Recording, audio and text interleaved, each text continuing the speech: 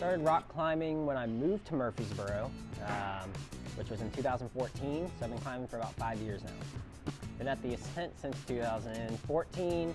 As a climber, I started working here probably around 2015. I'd left for a little while and I came back and started coaching, and I've been back since 2017.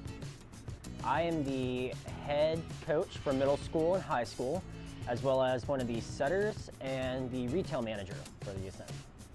So I started coaching and instructing many years ago, probably around when I was 14. I started instructing martial arts, which is where my athletic background mainly sits in. So coaching, I'd liked coaching for a long time. I started climbing. I got away from coaching when I moved here. I got into climbing when I moved here. And I never really thought about being a climbing coach just because I was new. I didn't really know too much, didn't think I fit the profile. It was probably about 3 years ago, I was living in Chattanooga, and Haley came to hang out and climb with me, and I was helping her on some climbs, and she had mentioned, hey, you make a really good coach. You should coach at the Ascent. And I was like, oh, I'll give it a try. And that was honestly how I came into coaching climbing. But I have a coaching background for 10 plus years now. I've overcome quite a bit.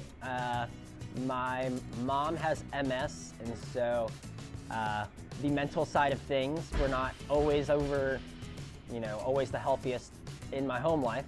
And so I had to learn how to deal with making myself mentally strong, and having that training without knowing it, and just knowing how to persevere and push through things made it easier for me to relate to the kids in coaching them, how to get through a hard patch in more than just climbing, but maybe in their life.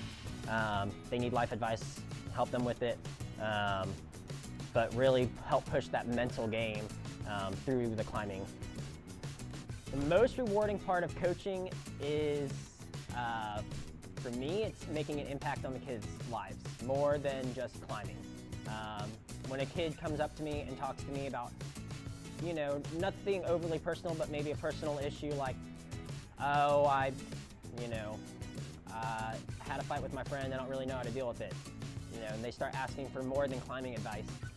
At that point, they trust me enough to ask me about, what they might do, what they could do different, and I find that the most rewarding part is making an impact on a kid enough that they trust you and want you to help them with more than just climbing.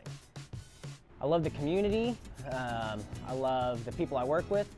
I love taking the time to make an impact in kids' lives and try to motivate them to do better things in life, as well as hopefully make the community a tighter knit, more friends, just a better community overall. Probably seeing the difference in climbing from any other sport, because of the amount of coaching I do that involves physical training is a lot, but I have to do a lot of mental training as well for the kids to, not lose confidence when they can't get a climb, not get overconfident when they start doing really well, because then they get upset when they can't, kids being scared. So what's really shocked me more than anything is the amount of mental coaching I have to do alongside as the physical side of coaching.